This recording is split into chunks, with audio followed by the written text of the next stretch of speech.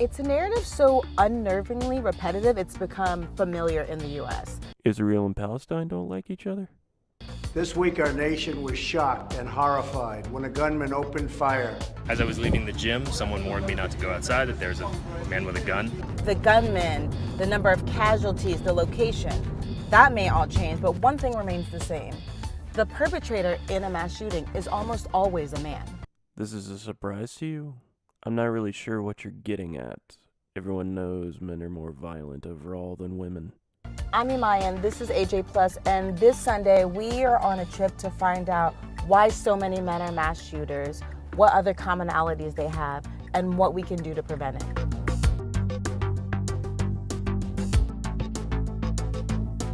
And on my worst day, I could beat the hell out of you. I don't think so. You will. So you did all of your research, did all of your interviews, and read all your Mother Jones articles, and you arrived at John Wayne. This ought to be good. The answer to why so many mass shooters in the U.S. are men may have something to do with this cowboy. Side note, this is actually a movie with John Wayne called The Cowboys. It's about a man who, over the course of a movie, trains young boys to be honorable men who are hardworking in order to succeed in a cattle drive that he ultimately doesn't finish. I think it's a good coming-of-age story that has nothing to do with this. Well, not exactly this cowboy. It's more about his image and what he represents. Manhood. Responsibility, courage. John Wayne was never the anti-hero. He was never the guy that would go in and commit homicide. He was always the man that would be defending innocent people from homicidal lunatics. And every once in a while, he would empathize with them at the end. We are headed right now to Stanford University to meet up with Marcia Bianco so she can tell us about why there's this disparity between men and women when it comes to mass shootings. I see the origins of mass shootings to be a combination of the American sense of masculinity and the idea of the American man and the myths of American manhood. Yes, because it has nothing to do with hopelessness with one's situation in the world. It has nothing to do with someone's religion. It has nothing to do with an overall ideology that somebody forms in a bubble. I think the American cowboy is one of the great American myths, and that is someone who loves freedom, who seeks exploration, and who feels very entitled to that freedom. All of which have nothing to do with mass shootings. Men account for a little less than 50% of the U.S. population, and yet they're the majority of perpetrators in U.S. mass shootings. Again, you show us these figures like it's some sort of big mystery. Men have always been more violent, at least to a lethal degree. Men have always killed more people than women. Bianco says the gender disparity might be explained by the way the U.S. perceives and markets guns. That's like saying advertising is responsible for men buying the majority of porn. It's not. Men buy more porn because, well, guns themselves actually have been given a gender. How do you represent yourself as powerful, as virile, as aggressive, as strong? You work out, play sports, and have many children with a beautiful wife. You own a gun. Oh, my mistake. So you get a gun, you give it a masculine gender, and then you give it a woman's name, which is what I generally hear. I mean, wouldn't it be better to think of it like you're the extension of a man? What makes him a man is the possession of a woman, much like you would possess a gun and give it a woman's name, like you would get a car and give it a woman's name, or have a ship and give it a woman's name. That seems like a better analogy for this bullshit. Bianco says U.S. culture is defining masculinity by its lack of proximity to femininity, and that might be one reason why we're not seeing as many female mass shooters.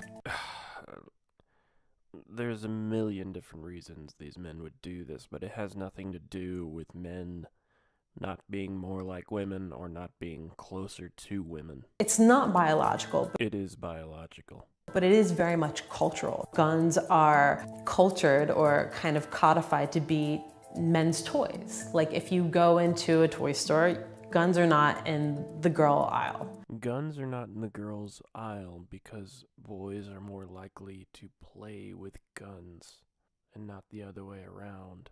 If toy companies could sell guns to girls, they would. They even try. There's a myriad of pink toy guns online. You've got the cart before the horse here. Right? Guns are in the boys' aisle. And this difference doesn't mean women are any less capable of violent acts. Women and men are actually equally violent. Women aren't any less violent than men, but they use less lethal type means usually. And it's not just gender most mass shooters have in common. Another overlooked thread is a history of domestic violence. Men with a history of violence are more likely to commit violence. Big surprise. Omar Mateen, the deadliest shooter in U.S. history who killed 49 people at Pulse nightclub in Orlando, Florida, he had a history of it. Omar had a long history of religion in his life as well, but I doubt you guys would ever cover that link. So did San Bernardino school shooter Cedric Anderson, who killed his wife and had a history of domestic violence allegations. And James T. Hodgkinson, who was seen assaulting his daughter. Then there's Robert Louis Deere and Sung Wee Cho, and the list goes on. If a man feels that he can physically and emotionally harm his intimate partner, and that is okay, then of course he can go onto the street and do what he wants to a larger community, because no one will criminalize him or penalize him for doing so. Are there not men who would never dream of being involved in a mass shooting that beat their wives and abuse their children? I think there are many men who would never dream of doing this outside their house for fear of retribution. And if domestic violence is a common thread among U.S. mass shooters, Bianco says misogyny is often intertwined because of how the culture defines manhood. Elliot Rodger killed 6 people after posting rants online about women rejecting him romantically, and then he used that rejection as fuel for his murderous acts. Girls are not sexually attracted to me. There's a major problem with that. A major problem. That's a problem that I intend to rectify. Now see, this is an interesting case. Now if you guys had spun this so that if it was the male not living up to the perception of manhood, that would be one thing. But you're kind of dancing around the whole thing. You're just calling a bunch of negative attributes of being a man intertwined. You're not showing how they relate to each other, and how all these different cases relate to each other, and how they relate to cowboys, or what a good man is, what the ideal man is. And that type of distorted logic is common among mass shooters, according to Mascari. This idea that shooters are psychotic is just wrong. It's all about perception. They know what they're doing. They know what they're doing is wrong. They feel justified in doing it because of their fantasy and their perception that these people have wronged them, and therefore they feel right in what they're doing. So they know what they're doing is wrong, and yet they feel justified. They know what they're doing is wrong, and yet they're so delusional that they think what they're doing is right. So even with all this information about manhood, misogyny, and domestic violence as common characteristics, if we wanted to sketch out a likely profile of a mass shooter, we couldn't. And that's because the catalyst for each man is different. Do I have to say anything? You guys are just going from point to point with no central location of where you're headed with this whole argument. Prevention's difficult. This is not something you can say, wow, we could stop this tomorrow. These are not people who just snap. These are planned, and they can be extremely well planned. The planning depends upon the person. So you failed at coming up with an answer to why it's always men, and now you're failing at an answer as to how to stop it. This is a very informative video. Mascari says there are 2 types of gunmen. One will target anyone, and another will look for specific victims. As opposed to a third option? But both of them have distorted vision. And yet they make very well laid plans, and they know exactly what they're doing. So gender, a distorted perception, a history of domestic violence, and misogyny, those are all common traits for mass gunmen. But there is one more thing that U.S. mass shooters have in common. They're white. Here we go. 50 of the 90 mass shooters since 1987 have been white. That's 55%, which is intriguing because the US Census says 77% of the nation is white, and white men specifically make up about 31% of the population. Okay, here's what irks me about what you're saying right now. You're saying men make up 30% of the population, and yet they're 50% of the mass shooters when it comes to the entire population of the US. But earlier, you guys said that nearly 100%, 97% were all men, and yet you can't do the math to think that white men are 60% of the male population, and yet only 50% of mass gun shooters. You see where you lose on this analysis. So why are they so overrepresented in mass shootings? Because you're not representing the data correctly. Well, it all goes back to that cowboy. No, it doesn't. So when we think about gun culture in America and its origins, so profoundly located in this sense of white America and America as a white nation. Because white people are the only ones that carry guns. Men who have, from the day that this country was founded as an American nation, have had full freedoms and liberty to act as they would like to act. Well, technically, when this nation was founded, only land-owning white men could vote. She says the definition of manhood in the United States is directly tied to heterosexual white male masculinity. You do realize that different people have different definition of male masculinity, right?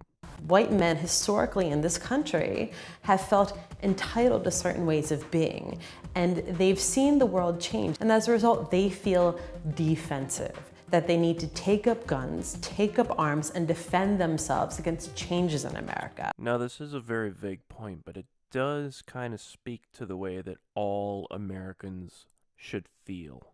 All Americans should fear change that they do not themselves elect for. And in the Second Amendment, we do have the right to bear arms in order that the government can't implement something that we do not agree with on us. On the same day, a white gunman named James T. Hodgkinson targeted a congressional baseball game. An Asian man named Jimmy Lamb killed 3 of his co-workers, 2 men, 2 different races, on opposite sides of the country. So now you're abandoning the white men premise that you were struggling with.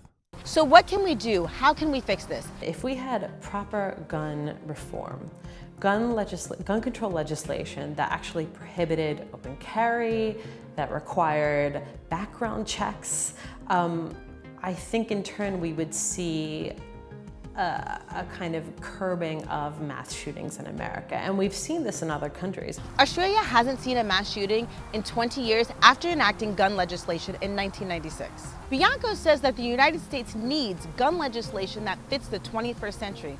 And Mascari, she says that when mass shootings happen, we shouldn't be focusing on the gunmen. When these incidents happen, just give the facts and focus on the victims.